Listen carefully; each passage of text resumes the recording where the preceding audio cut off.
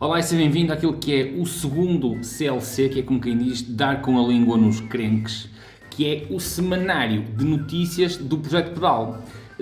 Antes de mais, muito obrigado a todos aqueles que deram feedback depois da semana, depois daquela que foi a primeira edição. Ficamos muito surpreendidos com o efeito e com a reação ao formato, a este novo formato. Diz-nos que, de certa forma, houve curiosidade e estamos no sentido certo. E, portanto, a correr assim certamente vai ser para continuar, para evoluir e num futuro muito próximo, certamente fazer disto todas as terças-feiras às 8 da noite um direto para podermos de uma forma mais fácil interagir contigo. Neste momento, a forma que tu tens de interagir connosco é... Ainda à página do Projeto Pedal, clicando na aba do CLC e lá atrás um pequeno formulário para preencher que depois envias e será... As sugestões que nós as tuas Exato. Sugestões que nós temos para falar aqui. E é precisamente sobre as sugestões que eu vou começar, antes de passar àquelas que vão ser as notícias principais que nós vamos comentar e dar a nossa opinião no CLC de hoje, sobre algumas questões que nos chegaram, porque houve alguns seguidores do canal que não perceberam bem o que é aquilo. E apesar, nós agradecemos imenso as sugestões, ok? Mas vou só começar por fazer aqui, por exemplo, nós tivemos aqui uma sugestão para dar opinião sobre o uso de rodas 29 para atletas baixos. Eu inclusive em tempo já fiz um vídeo especificamente sobre isto. O objetivo do CLC é mesmo falar sobre notícias, lançamentos e não fazer este tipo de opiniões, ok? Isto aqui nós deixamos depois para aquilo que são os chamados vídeos temáticos. Tivemos aqui também uma outra questão que foi sobre as 10 melhores bicicletas de estrada e BTT, mais uma questão para um vídeo temático, e aqui, este vamos falar, ok? E aqui uma questão sobre testes de bicicletas de 1400, 1700 euros. Há aqui uma questão muito importante que eu gostava de salientar. Desde que eu criei o canal, eu tenho feito uma luta imensa para tentar contactar importadores, marcas, fornecedores de produtos, só que até agora eu tenho-me deparado com duas situações. Ou simplesmente não respondem, ou então há alguns que respondem a dizer talvez pedem, ou talvez exigem, ou sugerem, talvez que haja uma revisão do conteúdo que nós fazemos. E há uma coisa que eu prefiro fazer desta forma. Eu, quando faço um vídeo para vocês, a minha opinião é e deverá ser sempre isenta. Eu falo do artigo, aquilo que é a minha opinião, que eu formulo do artigo, seja ela positiva ou seja ela negativa. E, portanto, quando nos é sugerido que haja algum tipo de supervisão sobre a opinião, nós dizemos, eu tenho dito até agora que também assim não tenho interesse. Portugal é um país muito pequeno. O mercado português, apesar de sermos grandes na produção velocipédica, nós somos extremamente pequenos para...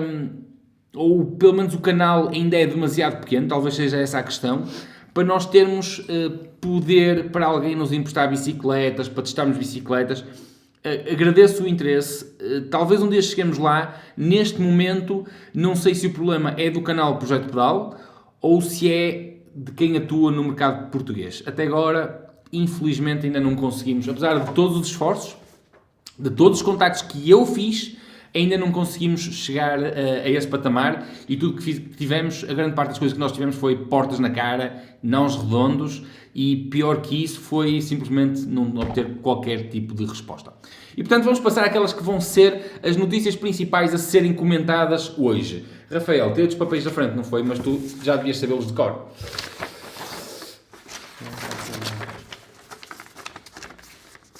Está aqui. Vá lá, avança tu com aquelas que são... Hoje trazemos 4 notícias principais para comentar. Exatamente. Chegas à frente. Vamos começar com o que não pode faltar, o arranque do ciclismo em Portugal. De seguida, um assunto que se tu estás mais atento, principalmente às redes sociais, reparaste que nos últimos dias um jovem belga morreu subitamente em cima da bicicleta, no meio de uma prova. Vamos falar desse tema, não sobre esse jovem em questão, mas abordando um tema mais geral. e depois este aqui... Há aqui uma coisa muito interessante que me foi sugerido, e eu já tinha pensado em falar sobre isto, que é, há um fabricante de bicicletas que é o VanMoof, ok? Que faz umas bicicletas citadinas, lindas, de design espetaculares. E a VanMoof viu dos seus anúncios de bicicletas censurados em França. Vamos ver o anúncio e vamos também falar aqui um bocadinho sobre isto. E a seguir, como não podia deixar de ser, há pouca coisa que eu consiga estar em sintonia com o Rafael. E curiosamente, nós vamos falar de uma dessas poucas coisas que nós estamos em sintonia, que é o Tour de France virtuel. Eu pus virtuel de propósito, para ser do Porto, não é? Tu gostas do Tour de France virtuel no Zwift, correto? Vamos comentar. Vamos falar um bocadinho. Já tens, são 4 temas, vamos começar com outras coisinhas mais pequenas, mas isto são os temas de hoje.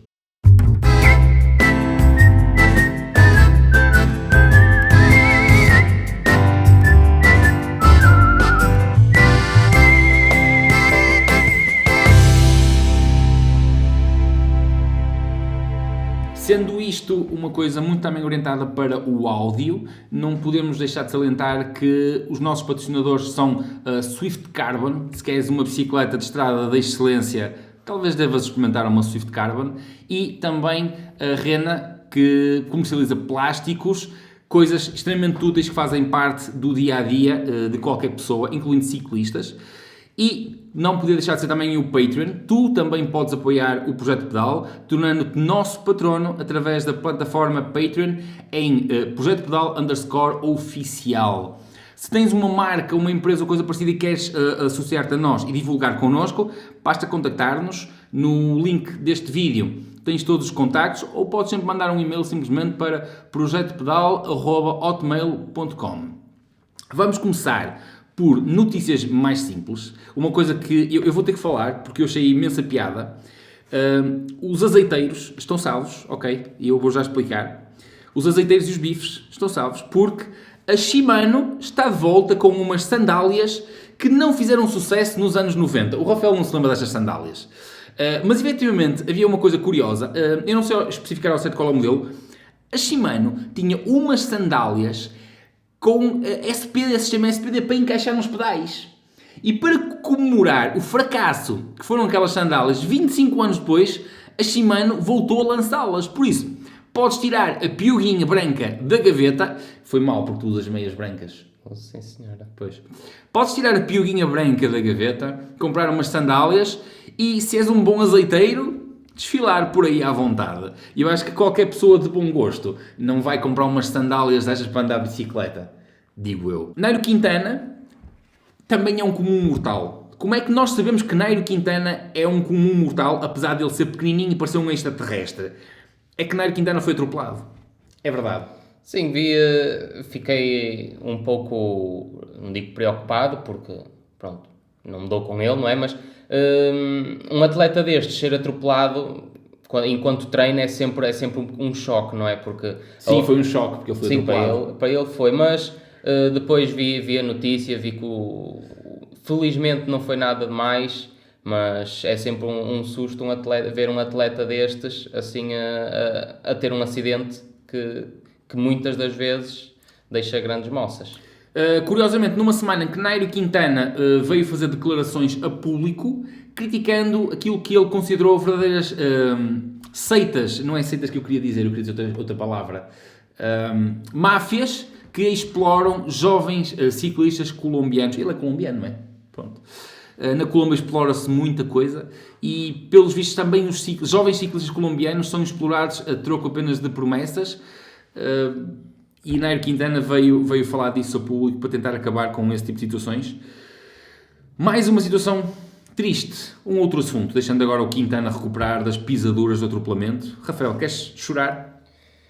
Assim, é o cancelamento de prova atrás de prova e desta vez, quando toca no XCO é sempre um bocadinho mais doloroso para nós e tocou na Taça do Mundo da Suíça e pronto, é sempre uma tristeza ver aquilo que nós gostamos e esperamos se calhar o ano todo para ver, pronto, ser assim adiado. Leserheim, a Taça do Mundo XCO de Leserheim ia acontecer a 4 e 6 de setembro.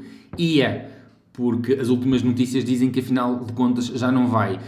2020 é o ano de todas as incertezas e mais alguma. É um ano negro em várias situações e sobretudo para o desporto. Está a ser um ano muito mau para o desporto, muito mau para os atletas, todo o tipo de agentes envolvidos no desporto, e deixa aqui muitas incertezas de equipas, incertezas de carreiras, porque a economia estando em baixa e o desporto vive, sobretudo, o ciclismo de patrocínios, uma vez que o ciclismo não tem transferências e não consegue valorizar a formação, por exemplo, como o futebol faz. É um ano muito, muito negro, e além desta incerteza dos atletas não sabem bem, estão a treinar, ok, o treino mantém-se, mas há fases do treino que têm que mudar quando as provas se aproximam e os atletas andam aqui e não sabem o que é que hão de fazer. É muito, muito mau. Sim, falaste de transferências e não podemos deixar de falar no caso que está agora a ver, todos os fãs do ciclismo estão a ver o que é que poderá acontecer, que é o caso da Ineos, que neste momento conta com 3 líderes na equipa, que são eles Egan Bernal, Christopher Froome e Geraint Thomas. Porém, pelo que eu pude apurar, Christopher Froome está de saída e a primeira equipa a apresentar uma proposta foi a Israel Startup Nation. Eu vi esta notícia no jornal The Times que revelava que a proposta foi 15 milhões de euros por 3 anos de contrato. Sabes que eu estive a buscar esta semana nas redes sociais e encontrei aqui mais novidades sobre transferências. Já que falas nelas, eu não ia falar, mas então vamos abordar aqui a questão das transferências. E eu vi, por exemplo, então está aqui as minhas notas sobre o que eu vi. Fala-se numa possível transferência de Sagan para a equipa dos portugueses Rui Costa, Ivo e Rui Oliveira. Peter Sagan. Seria uma contratação de peso e eu acho que aquele pessoal tem petróleo suficiente para contratar Sagan e acho que era... eu contratava Sagan para a academia, se pudesse. Eu contratava. Só porque o gajo é muito bom a sacar cavalinhos e os miúdos iam adorar. Vamos avançar então para aquele que é o nosso principal tema, primeiro tema, ok? Que é o arranque do ciclismo em Portugal. E antes de nós, Rafael, deixa-me só... Eu trouxe aqui uma coisa em particular para eu ler. O arranque do ciclismo fez-se... queres apresentar um bocadinho o que foi o arranque do ciclismo? Sim, o que a Federação Portuguesa de Ciclismo decidiu fazer para que pudessem existir, para que o desporto pudesse voltar e para que pudessem haver, para que se pudessem ser cumpridas todas as normas de segurança possíveis, a Federação Portuguesa de Ciclismo criou para a Taça Portugal um circuito em contrarrelógio individual. Foi na Anadia, tinha uma extensão de cerca de 22 km e inclusive, por exemplo, os atletas não podiam arrancar com o treinador ou o diretor desportivo a segurar na bicicleta, ou seja, tinham que arrancar com o pé no chão, que é uma coisa normal. Para quem percebe é um bocadinho estranho ver isso e para os atletas também é difícil. Público proibidíssimo. Foi desaconselhado público, mas como toda a gente sabe, fã que é fã vai aonde quer que seja e ainda se reuniram um bom número de pessoas durante o percurso que eu fui vendo. Na minha opinião, pronto, é uma forma de dar continuidade ao desporto este ano, mas é só uma forma de dar continuidade, porque o espetáculo não está lá.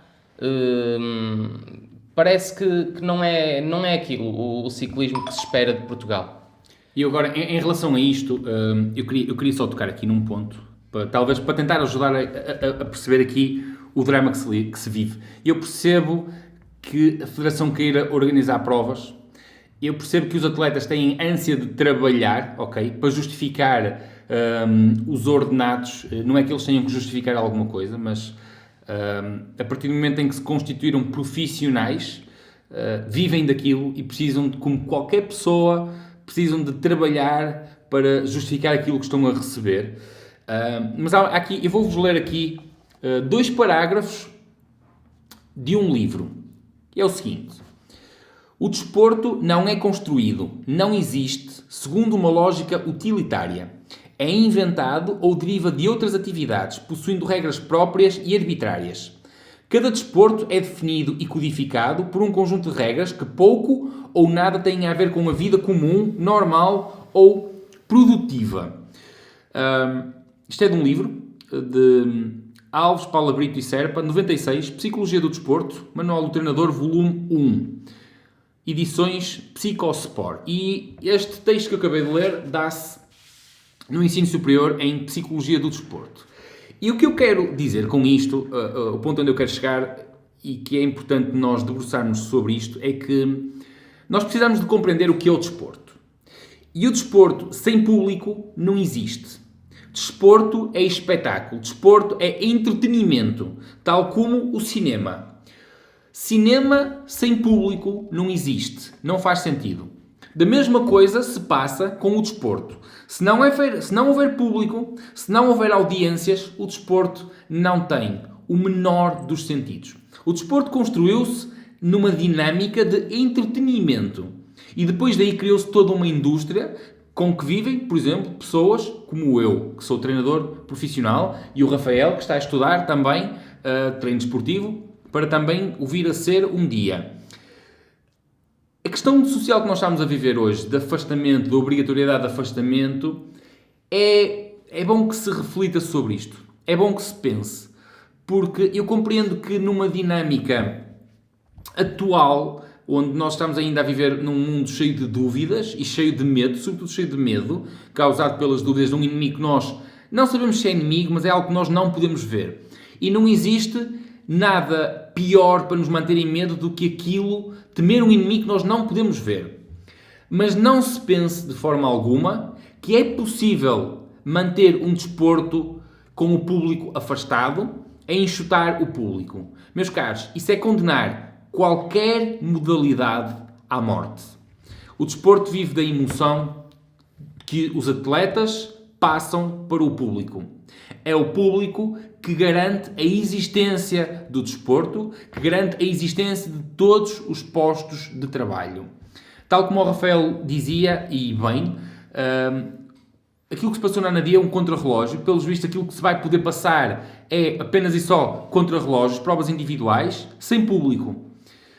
É numa tentativa de manter o desporto, de manter os atletas de alguma forma a correr, de tentar mostrar alguma coisa, mas esse mostrar alguma coisa não chega para cativar patrocinadores, porque o público não está lá. E quando uma empresa, um patrocinador, mete dinheiro num atleta, mete dinheiro numa equipa, ele está a fazê-lo com o intuito de vender o seu produto, a sua imagem, a sua marca. Se não estiver lá ninguém para ver, qualquer um de vocês que está aí desse lado vai compreender que não se gasta dinheiro naquilo que não traz de alguma forma, alguma espécie, alguma forma de retorno. E foi bom ver o vencedor. Eu tinha aqui uma lista dos vencedores que eu gostava também de dar o devido mérito. O vencedor absoluto foi Rui Costa, o nosso atleta Rui Costa, em elites. Já agora, também gostava de falar que em sub-23 venceu Daniel Dias, da Cicasal, ao volante de uma Swift Carbon Neurogen 2. Força aí, Daniel. Em segundo lugar, Rafael, já agora fala aqui no top 10. Sim, primeiro Rui Costa, com um tempo de 28 minutos e 10 segundos. Em segundo lugar, Rafael Reis, do Feirense, com apenas 3 segundos de diferença para o Rui. E a fechar o pódio foi Gustavo Veloso, da W52, também ao volante de uma Swift Carbon Neurogen, com mais 22 segundos que o vencedor. Vamos passar ao próximo tema. Ora bem, isto foi um tema que me foi chegado. Vamos falar sobre...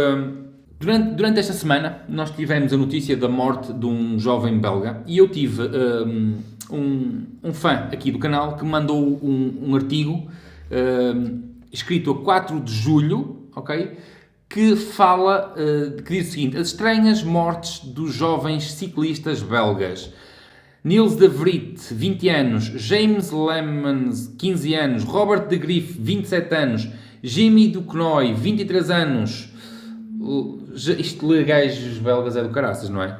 Gerard, 25 anos. Michael, 23 anos. Bjarne Van Acker, 20 anos. Guy Verdick, 21. Dan Miger, 22. Provavelmente o leitor não conhece nenhum dos nomes, nem obrigação disso. Estes 7 belgas e 2 holandeses eram todos ciclistas, ou em início de carreira, ou em equipas secundárias. O tempo do verbo não está errado.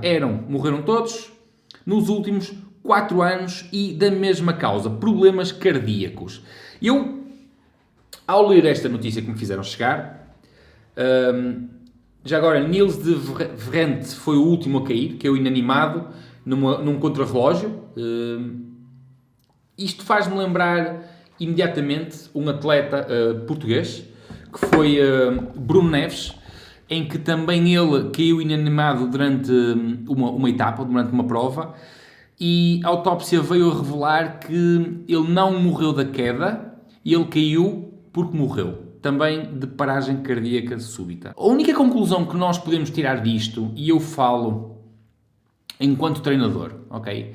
E uma coisa que eu passo a vida a alertar os pais, e todos os cidadãos que agora se viraram para o desporto em massa, é que, meus caros, competição não é saúde. Competição é procurar os limites, os limites, os limites. Quando nós estamos no nosso carro do dia-a-dia, eu vou fazer este paralelismo. Nós vamos a conduzir o nosso carro do dia-a-dia, que nós conduzimos, o nosso Renault Megane, carro de trabalho, casa-trabalho, trabalho-casa.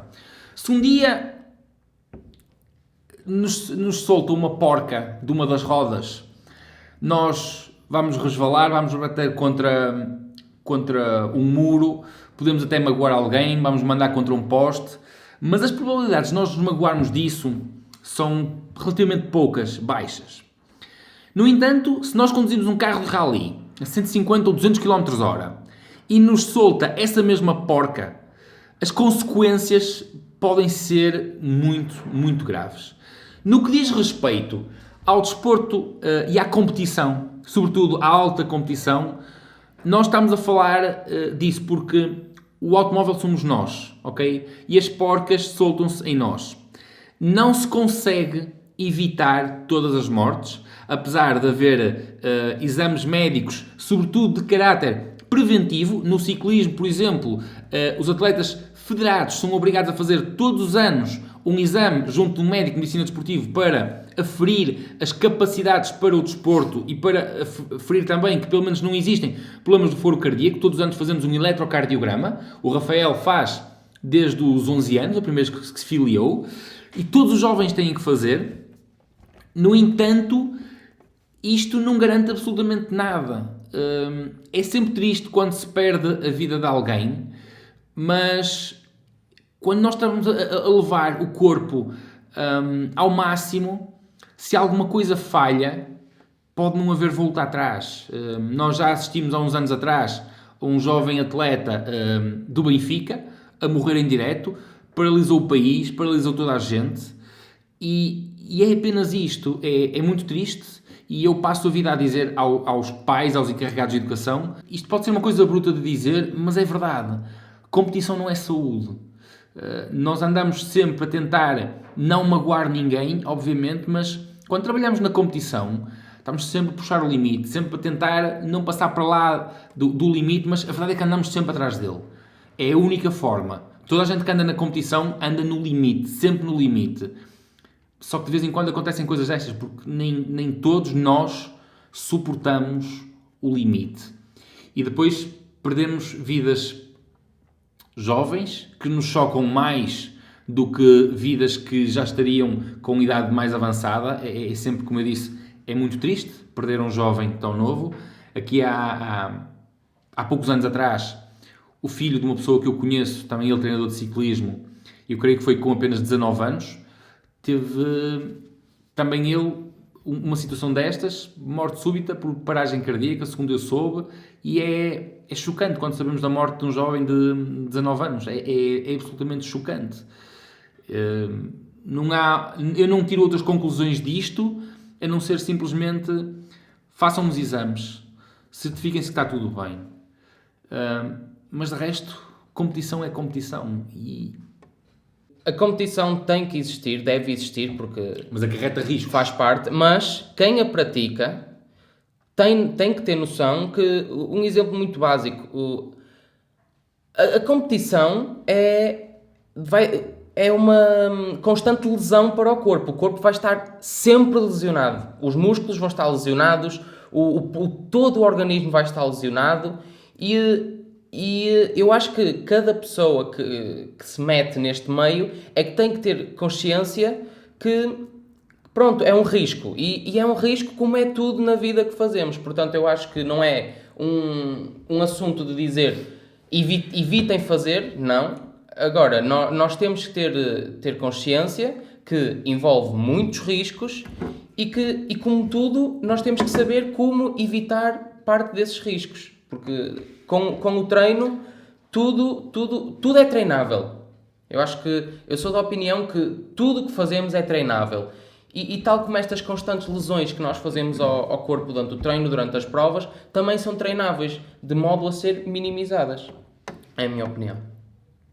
Sim, eu concordo que há formas de minimizar, mas há situações em que não se consegue evitar isto que acabei de descrever. Parte muito dos técnicos, parte muito da atenção dos encarregados de educação. Vamos passar para coisas mais alegres, mas não tão alegres quanto isso. Agora aqui uma situação curiosa, extremamente rápida. O fabricante de bicicletas VanMoof, como nós falamos, fabrica umas bicicletas giríssimas de mobilidade urbana, população urbana, giríssimas, designs fabulosos. Foram censurados da televisão francesa. O seu anúncio, que vocês, aqueles que estão a ver isto no YouTube, vão ver a partir de agora. Este anúncio giríssimo da VanMoof foi simplesmente erradicado. Todos nós sabemos que existe um lobby no mercado automóvel. O mercado automóvel significa milhões. E eu vou agora ler aqui uma situação que isto foi verdade, e foi dito pelo CEO da Euro-Exim Bank. Ele afirmou o seguinte: um ciclista é um desastre para a economia de um país. Ele não compra um carro e não pede um crédito, não contrata um seguro automóvel e não compra combustível. Ele não envia o carro para serviços de reparação, ele não usa parques de estacionamentos pago, não causa acidentes graves, não exige autoestradas com várias faixas, não se torna obeso. Sim, que treta! E em França, sabendo o peso que, por exemplo, marcas como a Renault têm para peso a nível nacional, a VanMoof criou este anúncio que vocês viram, quase como a achincalhar o automóvel e a responsabilizá-lo por tudo o de negro que se passa no mundo. De certa forma, entre aspas, o que é que eles viram? Viram um anúncio censurado e viram também o nome VanMoof ser partilhado em todo o mundo por causa desta pequena particularidade. Se vocês têm curiosidade, deem uma visualizar as bicicletas, são giríssimas. Não é uma bicicleta que eu comprasse porque acho que fica mal nos trilhos, ok? Não é uma bicicleta prática para os trilhos, mas é uma bicicleta cheia de estilo para os pipis que querem andar por bicicleta na cidade. Não é uma bicicleta que eu deixasse agarrada a um poste, tal como eu tenho dito. Roubavam na bicicleta gira, roubavam logo. Levavam um poste e levavam tudo no olho. Vamos passar então para o último tema. O Rafael viu o sonho dele concretizado esta semana. Rafael. Não, antes de entrarmos neste tema, ele está a inventar. É assim, deu-se também numa tentativa de... Eu acho que é para enganar o espectador. Arrancou o Tour de France virtual no Zwift. Eu já fui um utilizador do Zwift, não só na quarentena, como muita gente foi, mas também antes disso fui utilizador do Zwift e gosto muito da plataforma para treino. Quem faz muitas horas de rolo, é excepcional, nada a dizer. Se tu aí desse lado és um daqueles ratinhos de laboratório que passa a vida no rolo... E que gosta de números. E que gosta de saber a cadência, a potência, watts por quilo. Vai a isto, é a tua cara, diverte. Zwift. São só 15 euros por mês e um bom rolo. E é um rolo, é um investimento isto. e tens N mapas, N subidas. E agora a França. E agora sim, com isto do Tour de France, eles puseram mesmo circuitos do Tour de France que estão a acontecer agora. Mas o que eu quero dizer é, isto para mim é só algo para enganar o espectador de que, ok, está parado, não está bem parado, porque isto em termos competitivos não é nada, porque os atletas que estão lá não estão lá com a veia competitiva, porque não estão... Como é que sabes? Tens lá o Mathieu Van Der Poel, quem é que estava lá também, o da CCC, que esqueci-me o nome dele. O Avermaet. Greg Van Avermaet, estão lá. Estão, mas diz-me, enquanto atleta, estão na garagem deles, com o rolo deles, não é? É assim um bocado... Isto vai ao encontro, no fundo, daquilo que eu acabei de falar do desporto. Não há público. Não há público, os atletas, o ciclismo e todos os desportos vivem de público. E nós amantes do ciclismo, nós vemos o Tour de France na televisão, não é? Quem tem a sorte de o ver na estrada, incrível. Mas nós vemos, por exemplo, naquelas subidas mais míticas dos Pirineus e essas coisas todas, nós vemos o público a encher todas as curvas da subida, a estreitar as estradas, aos atletas quase nem terem espaço para passar. Eu acho que é isso que é a magia do ciclismo e que torna todos os desportos, que trazem magia aos desportos. Assim não tenho piada, mas... Eu acredito, aliás, eu já tenho referido isto, que efetivamente o ciclismo digital vai ser oficializado, vai haver competições, eu não sei se isto é oficial, o CI ou só entretenimento, eu acho que isto passa mais por entretenimento, posso estar a dizer aqui uma asneirada, mas quando eu vejo ciclismo, supostamente o Tour de France virtual, com power-ups... Sim, era isso agora que eu ia tocar. O Swift é uma plataforma em que... Só falta saber para quem conhece, sabe do que falo. Para quem não conhece, eu vou explicar. Por exemplo, imaginemos um circuito por voltas, que é o que tem acontecido. Cada vez que o atleta passa na meta ou num pórtico marcado no percurso, qualquer coisa assim do género, é-lhe atribuído um power-up aleatório. O jogo tem cerca de, não sei, 5, 6 power-ups diferentes que podem variar. Por exemplo, uma pena que reduz o peso virtual do ciclista, que o ajuda a subir melhor. Tem um que lhe facilita tem o autocarro a apanhar o draft de quem vai à frente, ou seja... está ali a tirar uns segundos de vantagem. Tem um que é um capacete aerodinâmico que lhe permite, esse nem sei bem o que é que faz, mas pronto, estão a perceber. Tem power-ups que...